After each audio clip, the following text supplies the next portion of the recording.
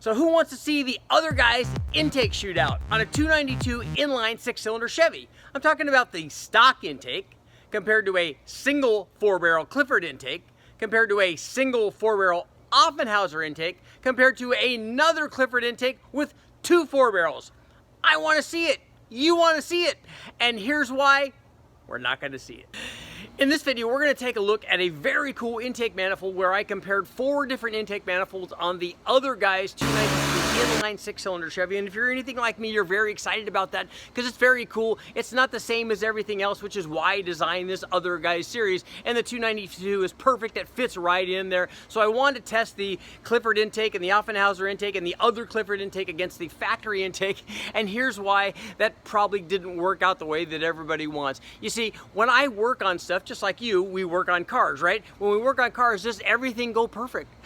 Go ahead, make a comment and say, heck no, it never goes, it never goes right. Because that's just like me. Look, now I could have waited to do this video when everything went perfect. I could have posted the video up. It would have looked perfect because the results would have been perfect and everything would have went like as it was scripted in the video. But that's not the reality. When I work on stuff, especially the stuff that I work on, most of the things I get come from a wrecking yard, which obviously is less than optimum, or in this case, which is just as bad as a hand-me-down from David Freiberger, which is basically the same as a junkyard motor. So let's face it, that particular motor, this 1966 or 67 292 inline 6-cylinder Chevy, a lot of the stuff on that motor probably is original.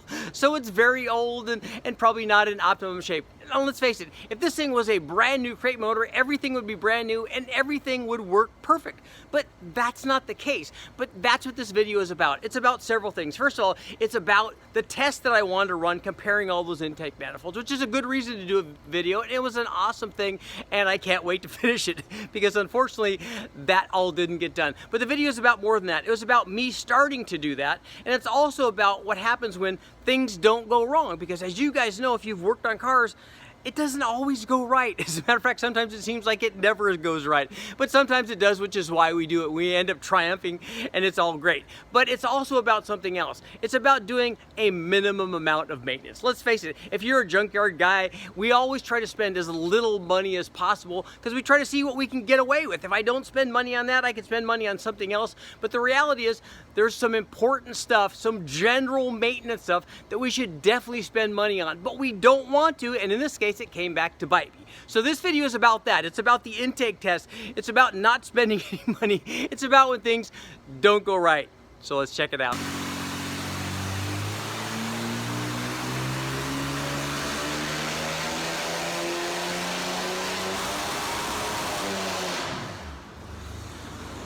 Now that we run the 292 Chevy with the stock intake and 2-barrel Holley, let's swap things over to the Clifford intake.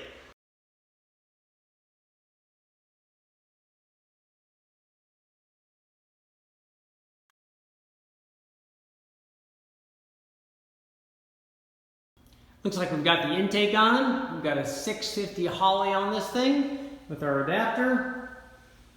12-volt shout out. And our throttle linkage hooked up. Let's start it up. See how she does.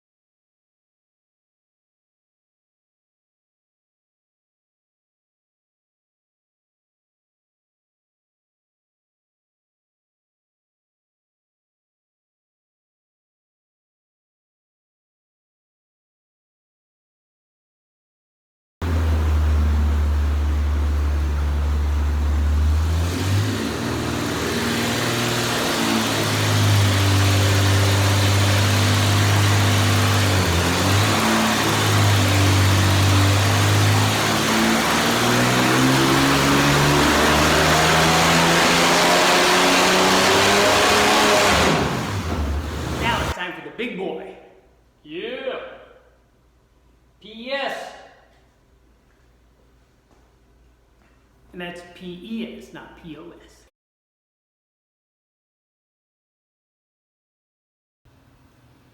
Okay, we got the big boy installed. Looks pretty cool. Same carburetor. A little more clearance for the header and bolts and stuff. We'll see how it does. Our intake manifold test started off great. We ran the stock intake manifold with the 2-barrel adapted 500 CFM Holley, and it did very well. It actually matched the power output from the previous time. It made 158.7 horsepower, and last time was right at 159, so it was exactly the same. Peak torque was up near 270 foot-pounds, although that was at the very beginning of 1900 RPM, and I think that's just a load-in point. So, you know, I think it's probably more accurate that it's in the 266 foot-pound range, but you're only splitting hairs there. That's about 4 or 5 foot-pounds, so it's not that much. So here's what happened after we installed our first aftermarket intake manifold, and that was the Clifford 4-barrel. It did pick up power as we expected, 166 horsepower.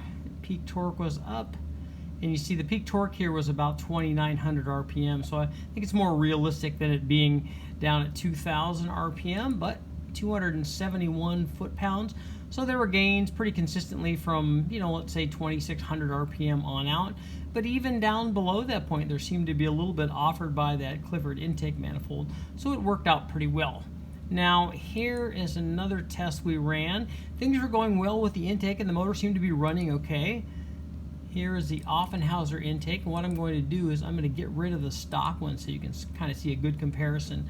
So the blue here is the Offenhauser intake, and the red is the Clifford intake. And this traditionally, this has kind of been the comparison. This has been the consensus for these two intake manifolds, that the Offenhauser with the divided 4-hole opening compared to the open opening on the Clifford intake made more power down low, and if we're believing that number at 2,000 RPM at 278 foot-pounds.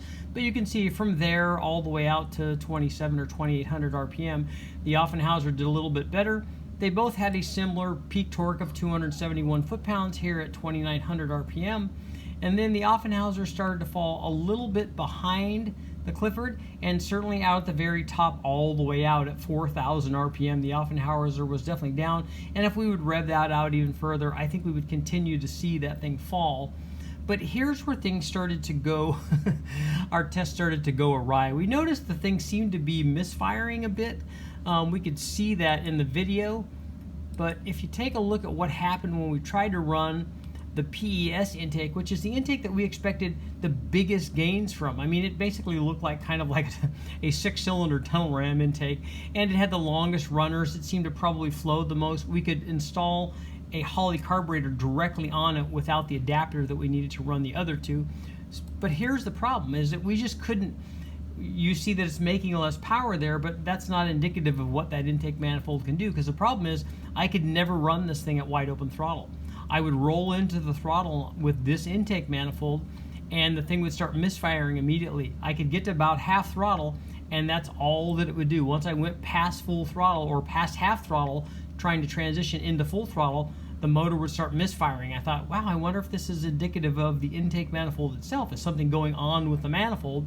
So what I did then was remove that intake manifold and put the Offenhauser intake manifold back on, which I just ran previously, and it was doing the same thing. So it told me that this is not intake manifold specific.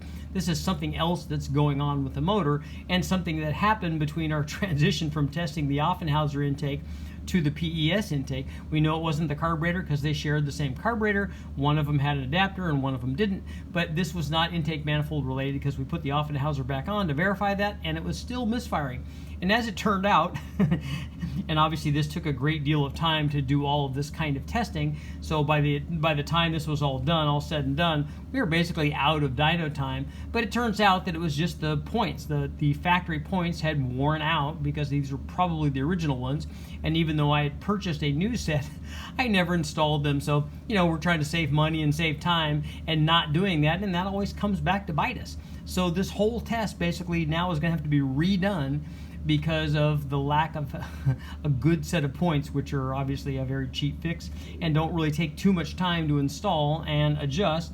So that's very important. We also tested while we were trying to figure out what the ignition problem was.